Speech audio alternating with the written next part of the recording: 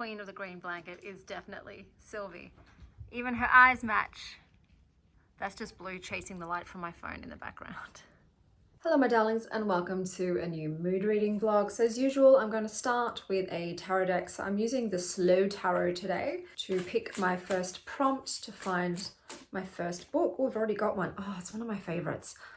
So this is an additional card in the tarot deck. This is not a standard tarot card, and this one is called Atonement, and I just love that picture that's depicted there. So I do have a prompt on here for situations just like this when I pick a card that is extra, and it says my choice. Okay, all right, my choice. All right, I did put that on there to give myself a break. Okay, what is something I definitely want to read? First, let me see if there's actually anything at the library that I need to pick up.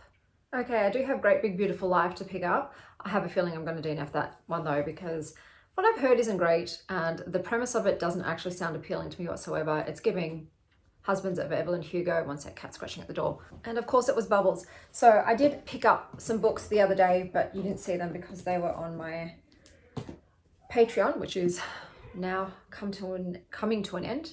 I'll be deleting it in July. This is a book that I am definitely going to start. This is Fingerprints of the Gods, The Quest Continues by Graham Hancock. I'm picking this up because there is a dude I may or may not be going on a date with next week. And he said this is one of his favorite books. So I thought, all right, let me get a peek into what tickles his fancy, and maybe we can have an impromptu book club. But this, as you can see, there is absolutely no way I'm going to read almost 900 pages of a book that is larger than my head before our date. But I thought at least give it a start, give it a decent amount so I can use it as a conversation starter and see what he's about. Obviously a lover of ancient mysteries and possibly conspiracy theory, so we'll see what that's like. This is my pick. So I am picking, baby, are you in the frame? Yes, you are. I am picking Bat Eater by Kylie Lee Baker. I do not like this cover. I like the other cover with the bitty bats on it. So I'm excited to hit this one to read. I have a book on NetGalley. I think it's called The Witch, The Edge of the Woods, something of that vein. It's a cozy fantasy. I keep trying to get into cozy fantasies. I don't know if it's working. I have started it. It's about, she seems to be some kind of elf-like creature. She's got silver hair and pointed ears, and she's run away from the workhouse, and she found an abandoned witch's cottage in the woods, and she's sort of pretending to be a witch, but then a prince comes along, asks her to do a spell to get him out of a marriage, and he sort of discovers her ruse.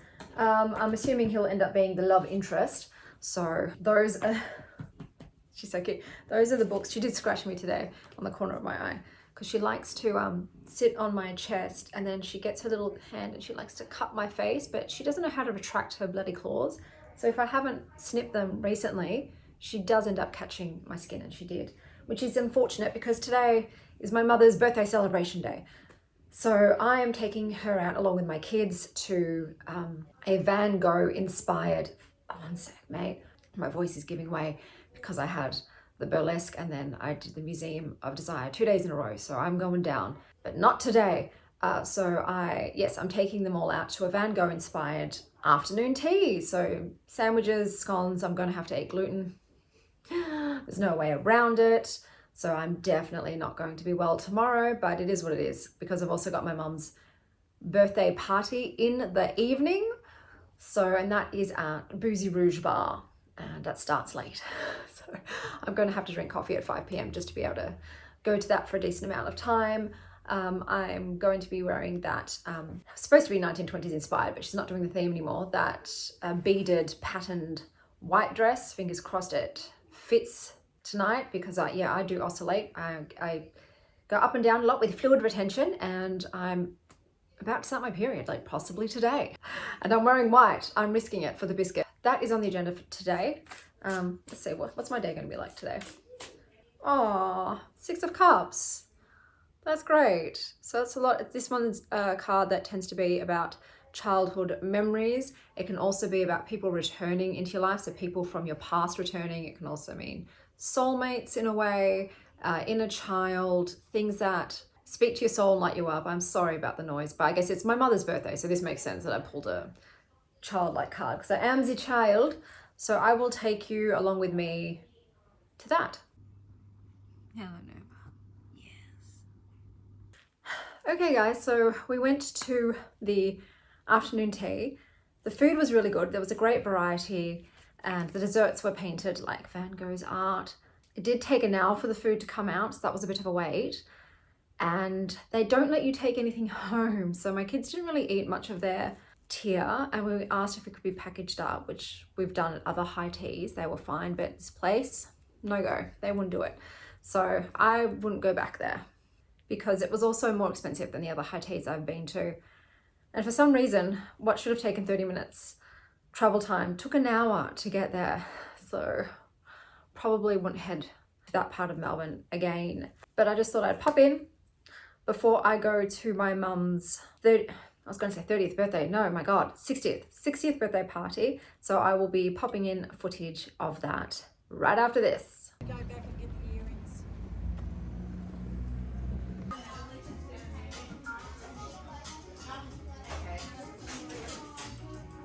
So it's not warm, so it's aircon. So we don't.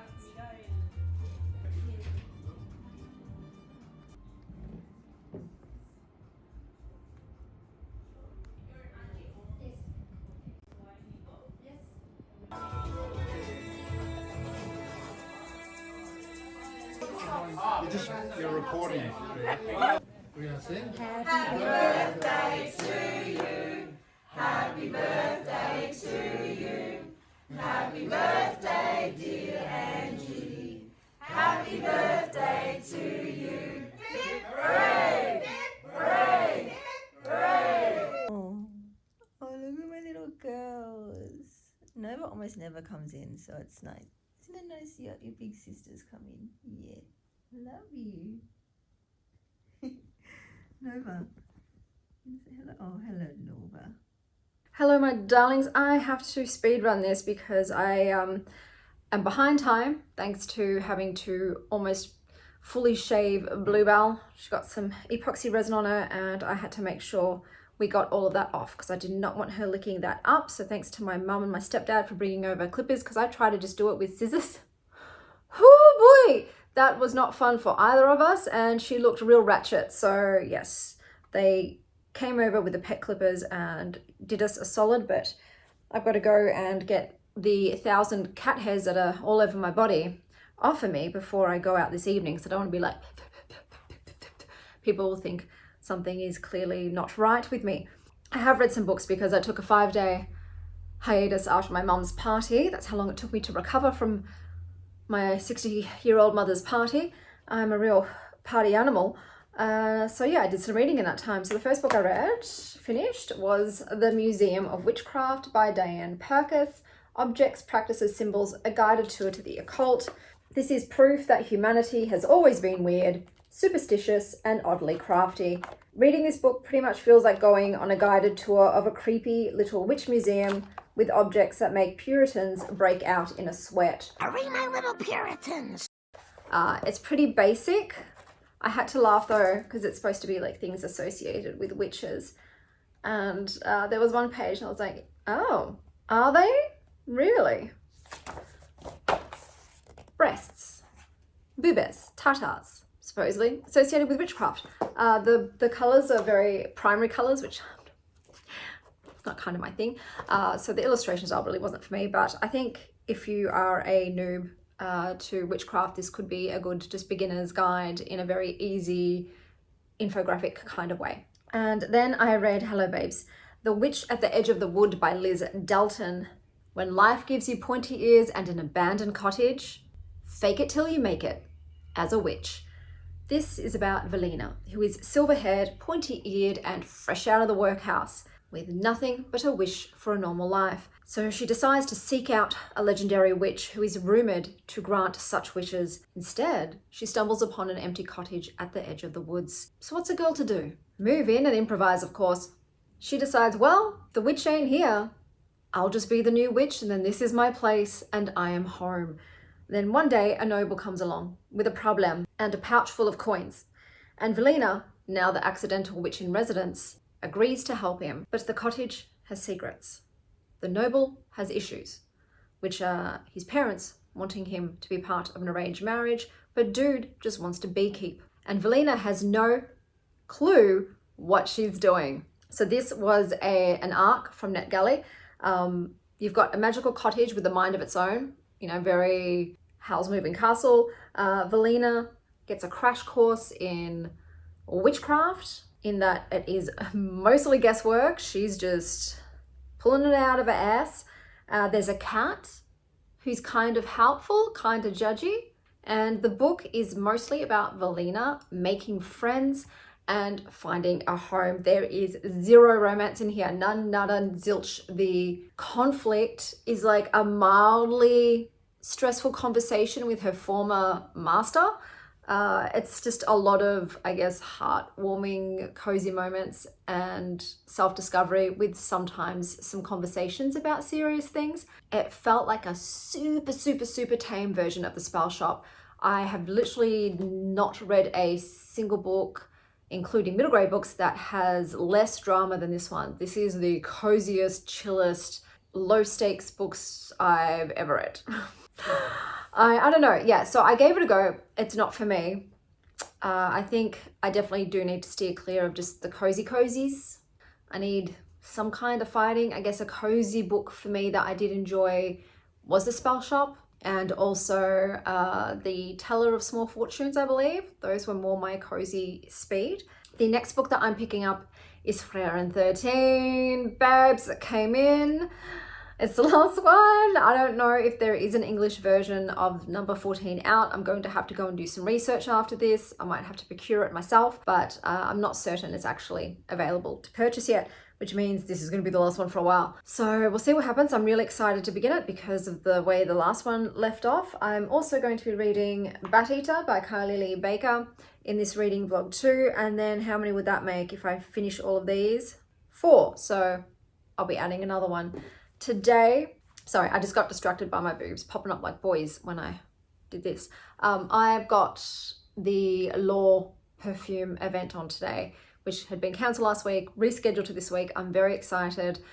I've asked them if they could provide a chair for me just so I don't faint from standing up, and they're like, we got you, boo. It's all good in the hood. So I'm very thankful for them accommodating me in that way.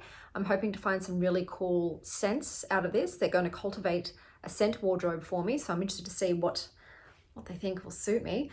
And I've been told to go in completely naked skin so that they can drench me in aromas. What else? I was meant to go on a date yesterday with that guy who recommended that giant tome of a ancient mysteries book. Well, he messaged me the day before and said, hey, totally forgot I was meant to be going out with you. Can we reschedule? So don't think I'm going to be meeting up with him. I mean, like, how can you forget that you're going on a date with me? And also, dude, everyone's got Google Calendar, like literally everybody. Clearly, I'm not the right person for him, so he's out of the running.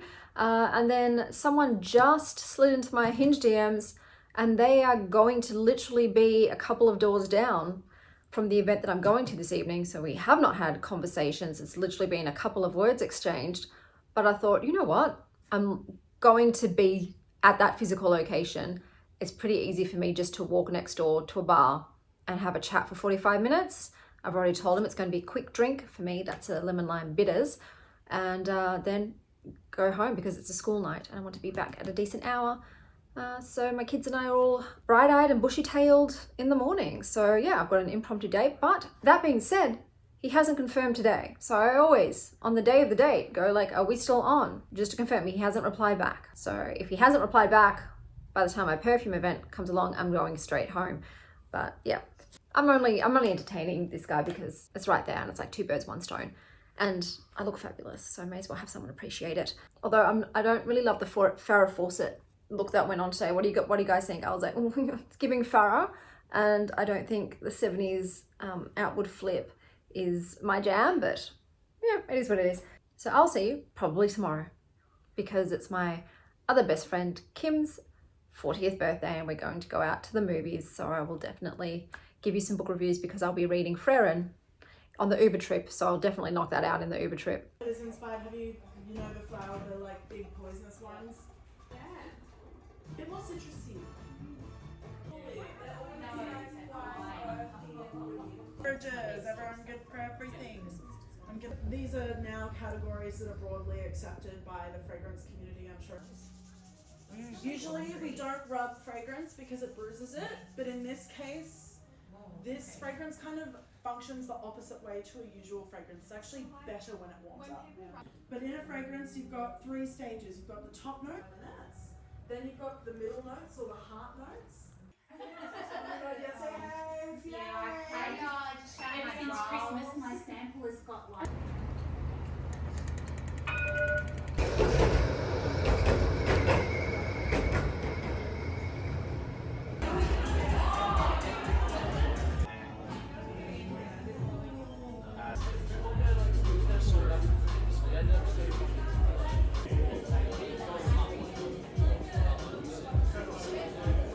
Hello my darlings, let me tell you about yesterday. So the perfume event was wonderful. It wasn't what I was thinking it was going to be. So it said it was a curation, like a wardrobe, selecting your perfume wardrobe with samples to take home. So I thought they were going to specifically select scents for each of us individually. That was not the case. The scent bag was just generic. Everyone got the same bag. They were talking more about the types of perfume scents. So woods, florals, greens, gourmands, etc., and giving examples of the different perfumes from those categories, as well as some more unclassifiable perfumes. So it was still a wonderful experience. I got to sniff a whole lot, and now I've got a bunch that I want to order samples of. So that's the good thing. Instead of just buying samples blind, I actually have ones I thought, yeah, I actually like that. And I went out of my comfort zone a little bit as well. That's what I'm trying to do. I'm trying to, I don't know, try things that are really different, but that I still like, and maybe they could be me. I don't know. So yes, I've got a bunch to try, but that was a lovely event. And then I went on the date. So yeah, I rehashed this guy. The conversations were not great, as in he gave me one-word answers and didn't even put an "and you" on the end. But before I X'd him, he said, "Oh, I'm actually going to be right around the corner from Law Perfumery," and I just thought, oh, you know what? Why not? You can just hang around for an extra 45 minutes. And I told him it has to be quick because it's a school night and I've got the event, so I can meet you quickly afterwards. Naked for Satan, gorgeous, love going there. This guy rocks up 10 minutes late. He looks at least 10 years older than his photographs, which for me, that's a big dishonesty thing. And I am someone who highly values honesty. I think it's very disingenuous to put photos from years ago, and like I said, this looked like 10 years ago. I'm not being hyperbolic. I didn't even recognize him at first. I thought, who's this old man that's cracking onto me? And then I recognized him, and I'm like, He rocked up in a hoodie and tracksuit pants, which once again, I feel like there's occasions for that, but a first date at a bar, put a bit of effort in, mate. And on top of that, he was inebriated. He sat down and the beer breath hit me like a punch to the face, and he had red eyes and he was slurring and he was unfocused, and I don't drink alcohol.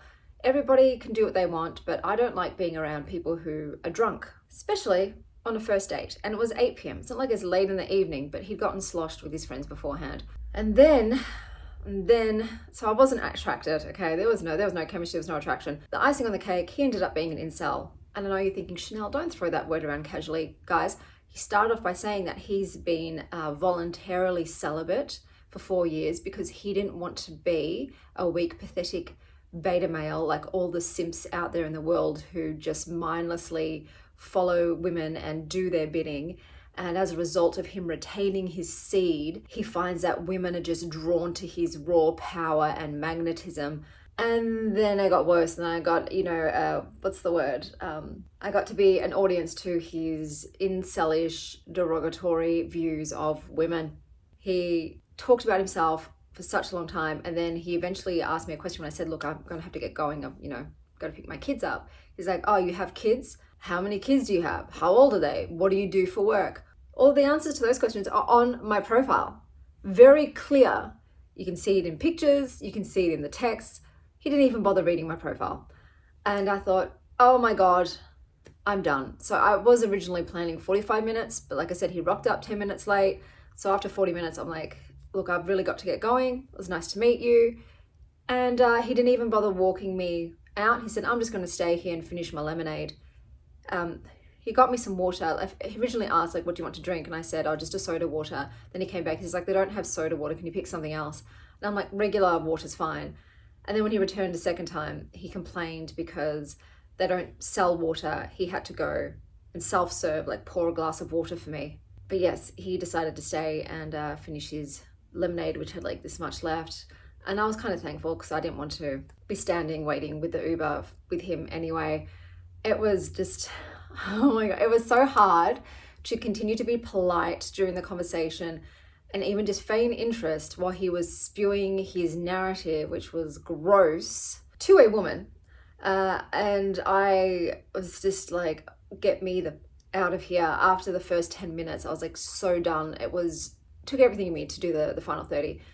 And then I left the building, and then while I was crossing the road to go to the Uber, there was a car full of young men, and they said, that red dress looks amazing on you. And I'm like, oh, thank you, darling. And I was, walking past, but then as I was walking past, one of the guys in the back seat rolled his window down and said, I just wanted to tell you that you are an absolutely beautiful woman and your outfit is amazing. And I stopped, not because of what he said, which was lovely, but this man was angelic. This man was one of the most beautiful creatures I've ever seen in my life. It was like looking at what I would assume is, a model or a superstar that you see on the screen in real life randomly.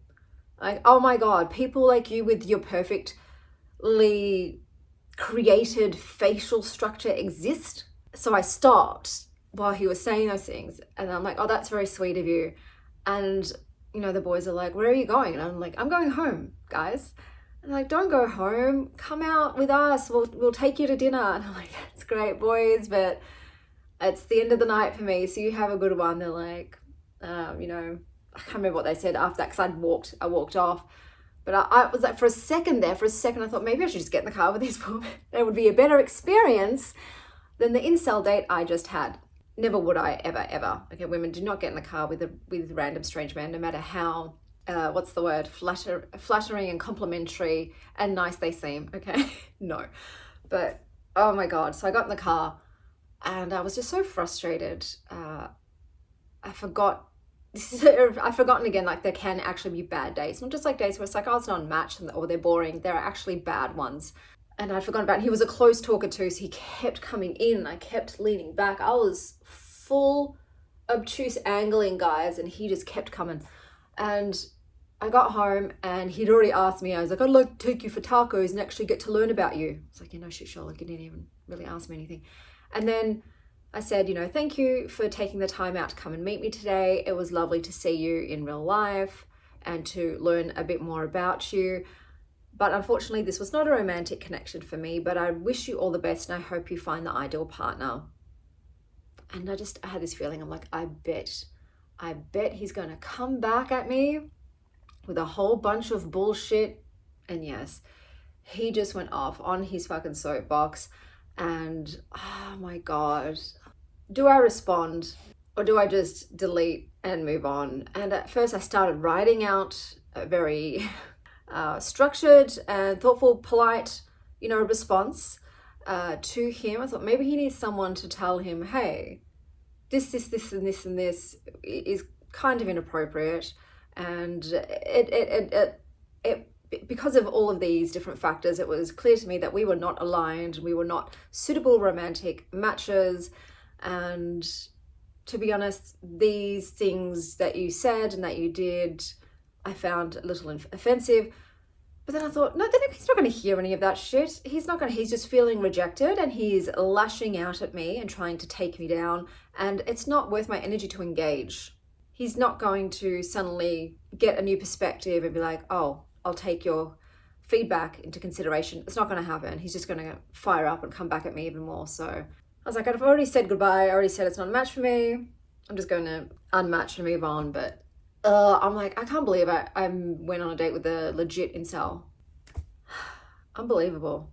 I think I have to also make sure that the accounts are verified with Hinge. It's something that came to my head when he rocked up and he was much older than his photos.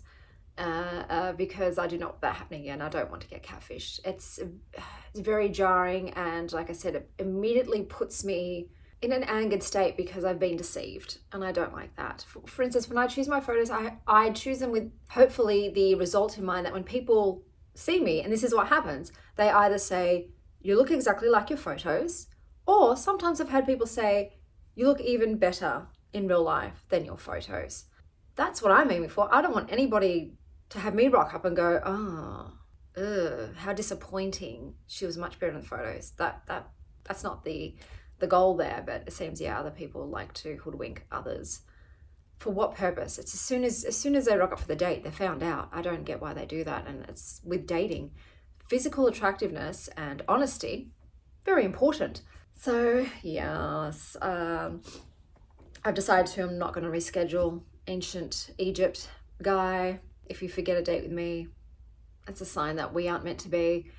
And yeah,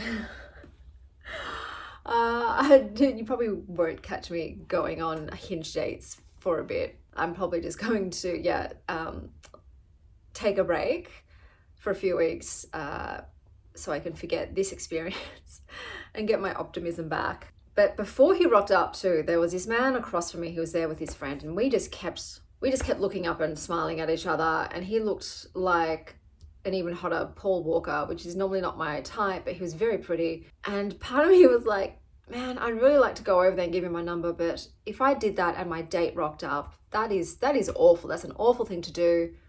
Don't do that, Chanel. You're here for your date, not for who is in the vicinity. Totally should have gone up and given that man my number. I should have just, as soon as the other guy rocked up, said, you know what, sir, I'm sorry, no. You've rocked up late, you're in dirty tracks, you're drunk, and you don't look like your photographs. This is not going to happen. Have a good night, and just gone off with Paul Walker man. But anyway, I did have a lovely exchange with some ladies. So some ladies were like sitting next to me on the couch while I was waiting for this guy to rock up. So I started having a conversation with them, and then I asked them, hey ladies, would you mind giving me some feedback? Because I had 2 cents on my wrist that I'd done from law, and I wasn't sure which one I wanted to get a sample of. And I was like, can you let me know which one you think is more the vibe? And one of them said, that one smells very Chanel. I was like, well, that's a sign right there, because I am Chanel. And then we had a bit of a laugh, but that was really nice. And I think I need to do that more often too, to strike up conversations with strangers in places that I'm in, and I don't know, see what comes of it. And not just romantically, just, general human interaction. It was really nice. And it's not something I do. I very much, like I said, I'm a huge introvert, and I really just keep to myself and don't talk to anybody and just sort of stay in my own space. But I might try and be a bit more extroverted when I go out and make connections. But today I'm here to tell you, oh my God, I chatted for so long. I'm sorry guys. I did read Frieren 13. Frieren, confronting emotions only after they've had a 100-year start. So in this volume, it's about magic, memory, and unresolved elf guilt. The narrative explores themes of memory loss and the enduring bonds of friendship. I can't tell you much about the plot because it all is a massive spoiler. I was kind of disappointed in this one. I still gave it a 4 stars because I just felt like after all of this time and build up, that was it. Frieren, really? Nothing? Like nothing? This was your opportunity and nothing. So yeah, I was kind of pissed out. I'm like, okay, please tell me this is not the only time for this opportunity, because I'm going to be pissed. I'm going to be very, very annoyed. But I still enjoyed it. So next up we've got Bat Eater by Kylie Lee Baker, and the reviews are starting to come in. People are loving it, giving it 4 to 5 stars. So I will say my expectations have gotten a bit higher now because of that, because everyone's just like, this is phenomenal. So we'll see how we go. What's the opening line for this one? East Broadway station bleeds when it rains. Water rushing down from cracks in the secret darkness of the ceiling. We'll see what it's like. I'm going to head to the library and pick up some books today. I've got to definitely pick up, there's a book there that I want to do for my Pride vlog for this month. And I've got to go pick up a book at the independent bookstore. It's the Obscure Dictionary of Ooh, I've been having a time with pronunciation. Dictionary of Obscure Sorrows. And I'm also going out with my BFF Kim. So Kim and Kate are my 2 besties. Kim's 40 now. So we're going to go see, I think it's Ballerina. It's like the chick version of John Wick at the cinema. She loves her action movies. She's the one that dragged me to see that one about the guy who doesn't feel pain, which was full of body horror and gore, so that wasn't my jam. But yeah, so we're going to go and see a movie later today, and that's what's on the agenda. So I'll take you along with me as usual.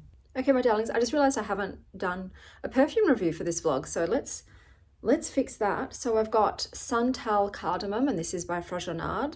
And it starts with cardamom and pink pepper, which is a gentle tingle of spice, like opening a spice drawer with silk gloves. It is smooth and like a daydream, filtered through spice and warm air.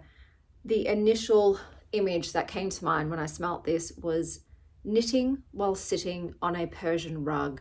It was just very cozy and spicy and warm and inviting. If I was going to pair this with a book, it would be The Stardust Thief by Chelsea Abdullah, which has gin tales, desert lore, magical relics, and thief princess dynamics. It's witty, romantic, and deeply atmospheric. It feels like reading beside a campfire under the constellations. It's sandalwood scented sandstorms and cardamom wishes sealed in bottles. So that is the perfume of this mood reading blog.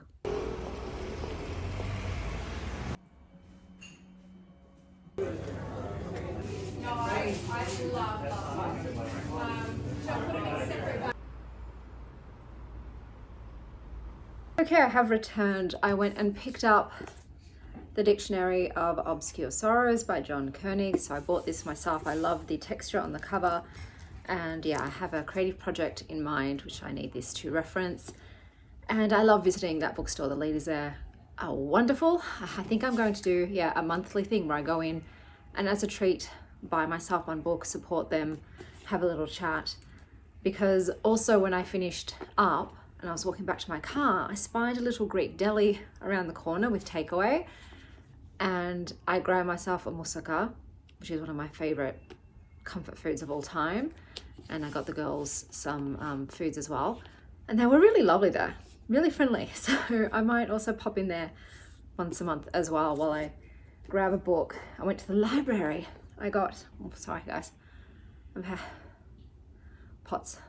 Okay, my ears are blocked, so I'm sorry if I'm yelling or I'm out of breath because I am out of breath. We have Cosmic Bull, A Guide to the Galaxy's Worst Life Hacks by Chris Ferry. I have no idea what this is about. Oh, it says a hilarious guide to what's real and what's not in our vast and beautiful and terrifying universe. I've got one of the books for Pride Month, which is The Fable for the End of the World by Ava Reed, which is about two girlies, and I think it's a dystopian fantasy. Then we've got Great Big Beautiful Life by Emily Henry. Have not heard good things about this one. The premise isn't appealing to me. It's about two writers who are vying for the opportunity to write this famous woman's story. And I think the majority of the book is about this other famous woman's life and less about the two writers. So I will probably give it 50 pages and then decide, do I like it, do I not? We Shall Be Monsters by Alyssa Wees. She was warned about the woods, but she did not listen. So it looks like a fantasy. I don't know if it's YA though. It could be YA. I'll have to check it out. And also a book for a vlog upcoming next month, Hermit by Chris McQueer. So we'll see what this is like, but yes, I'm basing a vlog on this book. So good haul today, and I had a lovely time out. I just need now to rest and recover before I go out to the movies this evening.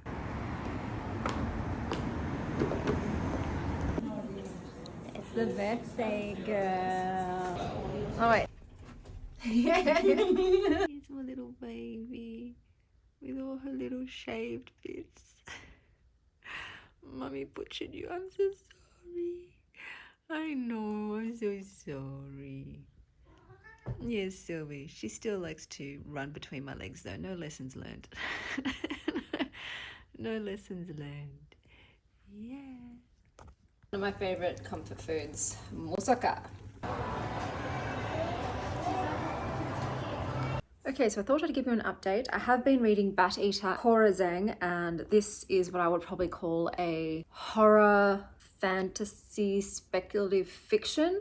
Our main character cleans the blood, but the ghosts stick around. So we've got Cora Zeng, and she is a crime scene cleaner by trade, trauma sponge by fate. Cora, in the first chapter, it's established that she has a somewhat codependent relationship with her sister, but then her sister is violently murdered in front of Cora, and Cora becomes a germaphobe and falls into crime scene cleaning. But then a string of ritualistic murders occur and begin to haunt the neighborhood, and she finds herself cleaning up after the horror and starts to piece together that they might all be connected. At each crime scene, it is an Asian woman that has been violently murdered, and somehow there is also a bat at every place. So Cora must unravel the connections between these deaths, her family's shadowed past, and her own uncanny gifts. I don't know how much it's going to go into this sort of fantasy magical realism element, because I haven't read it all, but it is touching upon it. The book is also set in San Francisco's Chinatown, which seems to be a spectral labyrinth of blood, memory, shame, and murder, with bleach, ghosts, and the kind of grief that stains deeper than blood. I'm enjoying the style. Like I said, it feels almost literary fiction-esque in its writing style. It is violent. Even that first page, knowing it was happening, still kind of shocked me. I was still aghast. And I will say, though, I am struggling to connect with Cora. She's quite internalized. She doesn't outwardly show any emotion.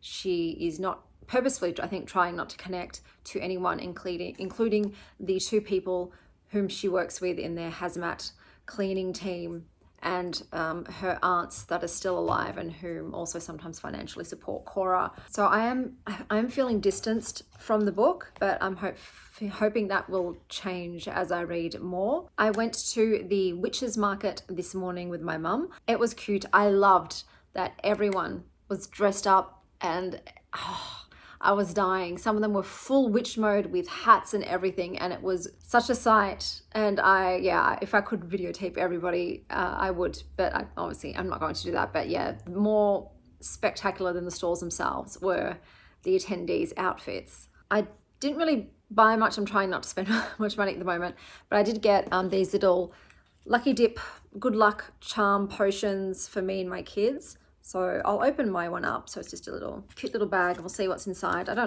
know what it is. I'm assuming it's going to be just a little glass bottle filled with fairy dust. We shall see. Oh, no, there's paper as well. Okay, so I was partially right. So as you can see, it's just little charms, sand and like crystal shards. Let's have a look at what this little piece of paper says. Oh, it says, good luck pocket potion. Luck comes from the smallest changes, like a single raindrop that eventually becomes a river that flows to the ocean, or the smallest ingredient that, when added to a potion, activates the mixture. Good fortune can only exist where intent is clear, because fortune is entirely subjective. A flight delayed may be frustrating for one, but exactly what another needed. Fortune favors those who seek. For luck to find you, you must name your heart's desire and be clear about your goals, your wants, your dreams. To activate this potion, tell it something you want more of in your life. Tell it how you want to feel. Describe the change you want to create, not just in your life, but within yourself. Carry it in your pocket, where you will encounter it often, or place it somewhere conspicuous in your house where you can make contact with it. Each time you do, tell it where you would like good fortune to flow. May your good luck potion connect you to more of what you truly desire in your life. Today, in this evening, I am now going to be going to my ex-mother-in-law's birthday party. I sort of organized this fun experience where we're meant to be roasting marshmallows by open fire, but Melbourne's weather today has been non-stop rain, so I don't know if that portion will continue. But what they've done is, on top of Fed Square, they've erected these little mini ski lodge cabins, and you can rent one of them out, and you get to have cheese fondue and chocolate fondue. So we're just going to be dipping things into the fondue. So I'm hoping it's going to be cozy and warm, and it'll be a fun experience, because yeah, she doesn't really celebrate her birthdays much, and I wanted to do something special for her. So it sounded like a fun idea. So that is what I'm going to be doing. So I will continue on with Cora. I also have Great Big Beautiful Life by Emily Henry, so I'll probably read that one as well for this reading vlog. If I DNF that, I'll go on to something else, and then we'll be done with the last mood reading vlog of June.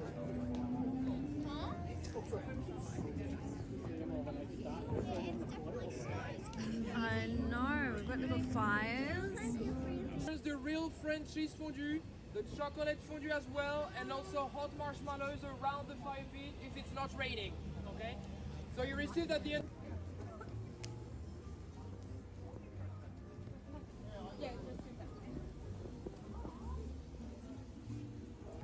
Amazing, thank you. Thank you so much. Just, I have a little story for you. Oh, Is it yeah. fondue? Anniversaire, joyeux anniversaire à you. Wasteful, I thought they were going to do a big giant cake.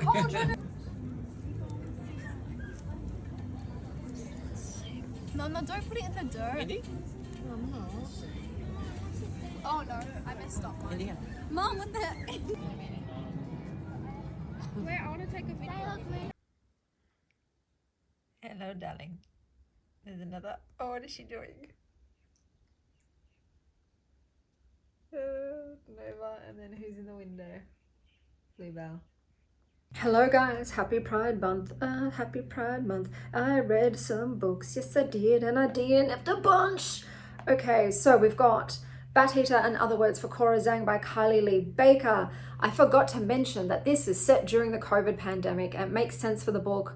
There's a whole lot about racial in this. That's where the term Bat Eater came from, if you remember, during the time, because the racists attributed the disease to Asian people and gave them horrible names. So that is rife. I found the book was more about the hungry ghosts in Chinese mythology than the serial killer aspect. I ended up finding it a lot more gory than I was anticipating. There was a much higher body count than I was anticipating, so I definitely went there.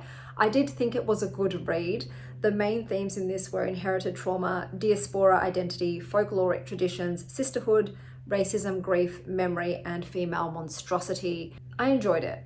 I still don't love pandemic books, but this one does make sense for the storyline. I was frustrated though with the one aspect about the hungry ghost. She chose not to believe in her family's traditions, and then when stuff started happening, real stuff, she still didn't act upon it until it was too late. I'm like, lady, the second that something smells paranormal, alluding to what your aunt has told you about regarding the ghost festival, the hungry ghost, jump on that. Do the thing. It costs you nothing to do the ritual, and it could save your ass. So that was a frustrating element for me. I'm like, any logical person would just burn the bloody joss paper. You know, it's just a small thing, just do it. I then picked up The Great Big Beautiful Life by Emily Henry. So this is a story where there are two writers. They're both great, and they've both decided they are the person who should tell the complicated, messy story of Margaret, who is a woman who once lived a life so big and beautiful it can barely fit on the page. So she was a big socialite and media darling and yada, yada, yada. There's a ton of creative jealousy, mutual admiration, and unresolved tension. I DNF'd it. So with my DNFs, I only talk about them if I've read more than 50 pages. So what you see me talking about on here does not involve all the DNFs. There are plenty of other books that I DNF'd way before 50 pages. I don't even bother telling you about it. I don't even bother logging them on Goodreads because I'm like, I read 10 pages, 20, 30, 40, nah, whatever, it doesn't exist. These are the books that I committed to a minimum of 50 pages to. This, I just couldn't care about Margaret and her fake life. And the romance between the two, I was just not into it, wasn't feeling it. And I didn't like the font in the printed copy I got, which was weird. I was like, I'm not a fan of this font. So yes, I did DNF that one. I then picked up Oscar Wilde, The Star Child, because it is a physical copy that I own. The first story, The Happy Prince, was giving the Giving Tree plus a little birdie bestie. So that was a very sweet story. That was the best story I read. I read half of them. I was expecting, I guess, you know, Oliver Wilde's snarky sarcasm stuff, but no, he's got beautiful writing, okay, but it is just sort of the more traditional fairy tales of yore, and they were all nice. There was nothing that really, oh wow, that's amazing. So if you love classical fairy tales, you'll probably really enjoy this. I'm still deciding whether or not to keep the physical book, which is over there. I should just go get it and hold it up, but I'm not going to because I'm lazy that way. And yeah, I might keep it for my collection because it's pretty, or I might give it away. I don't know, I haven't decided. I was then reading Awakened by A.E. Osworth for my Pride vlog, and then I decided to DNF it. It's about a trans witch coven versus rogue AI. In the beginning, the author dedicates the book to everyone who feels betrayed by J.K. Rowling. So it's a cyber urban fantasy speculative fiction book. You have a main character named Wilder who is 30, trans, anxious, and one day they wake up with the ability to understand every language, not just verbal spoken languages, but written, body, emoji, any way of communication at all. And eventually this includes a language of a malicious artificial intelligence. Wilder is then saved/adopted by a coven of extremely trans, extremely magical witches, each with their own power, which was very cool. They call themselves Awakened. The coven included Quibble, who was a queer, wealthy, portal-hopping chaos goblin, who is definitely my favorite character. We have Artemis, the coven's mum friend, who sees everything lit up and loves to drink her tea, and Mary Margaret, a teenage telekinetic. The chapter titles were tarot cards, which I loved. So it'd be like 4 of Cups, 3 of Swords. Love that. It pertained to the chapter in some way. However, this is what wasn't working for me and why I did DNF it, and then I didn't end up including it in my queer blog, which was a bummer because the cover for this also, gorgeous. The narrator is omnipotent, and that POV style was very confusing for me. It did not work for me. The main character, Wilder, is also an angry, soggy blanket of a character. They were just so unpleasant and a buzzkill, and compared to the fun trans coven, I just was like, forget Wilder. They don't suit the vibe, bro. So I did decide to DNF it because the writing style in that omnipotent narrator style was very cluttered. It was too much going on and it was confusing AF. So unfortunately, the idea of this was fantastic. Just the execution wasn't my jam. I'm currently listening to This Vicious Dream by Stasia Stark. Once upon a time in a kingdom far, far away, lived Medinia Farrow, who is a former savior of the realm and currently finds herself imprisoned in a tower surrounded by deadly thorns. Think Rapunzel. A crime, knowing the whereabouts of a magical grimoire that is so powerful that an evil queen and her henchman Kildare want a piece of it and are willing to do whatever it takes to get it. Then enter Callisian, tall, dark, and brooding with more secrets than a teenager's diary. He's not here to rescue Medinia, he's after the grimoire too. But fate forces them into an uneasy alliance. Cue all of the tropes, all of the romantic tropes in this one. As they journey together, they bicker, banter, and occasionally save each other from certain death. It feels very, derivative, typical romantic kind of book. However, I've got it on audio, and I'll probably give it more of a chance than if I was reading it physically. So we're going to continue on with it. I want to see how it goes. It might end up being too basic for me to finish, but at the moment it's okay. There is a plot device I hate it so much, and that is the amnesia plot, and both these have amnesia, both Medinia and Callisian. Is that his name? They both have amnesia, and it's very frustrating. And I can see, I can already tell their backstories, So we'll see how that goes. If I DNF that, I'm going to read In the Garden of Monsters. So I bought myself a physical copy thanks to Tom. This was the book. I had that very freaky dicky Persephone kind of synchronicity moment with. It's a Hades Persephone retelling. Even if the book is trash, I'm keeping the book because it reminds me of, the dream I had and then all of the events that surrounded it. So I did buy myself a copy of that, and we'll give that a go. Book for this reading vlog, what will it be? We shall wait and see. But that's all of my updates for today. I'm pretty sure I've got nothing else to tell you.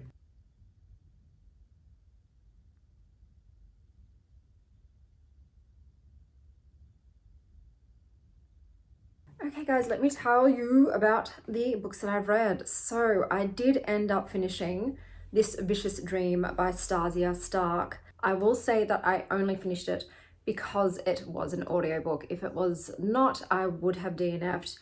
I thought it was okay. Before I tell you my personal opinions about it, I'll let you know what tropes are in there for those who like to read romanticies based on the tropes. So you have strong FMC, morally grey, flirty, MMC who's very dominant, reluctant allies to lovers, who hurt you, touch her and die, one bed, one horse, and found family.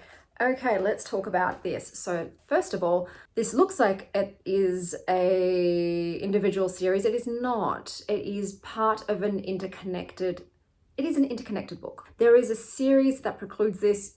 It's once again one of those cases where you're reading it and you're thinking, I feel like I'm missing context. There's information here that I don't have. Yes. So yeah, this is a book with characters from a previous series, and I am really irate that they don't list that on Goodreads. You have to say, because this isn't a standalone either. It looks like it's also a standalone. It is not. It is going to be part of a series. There is no indication once again on Goodreads about this. So I'm pretty pissed. I hate that. I don't want to pick up a book thinking it's a standalone and then you're left with a cliffhanger because guess what, bitch, it's not.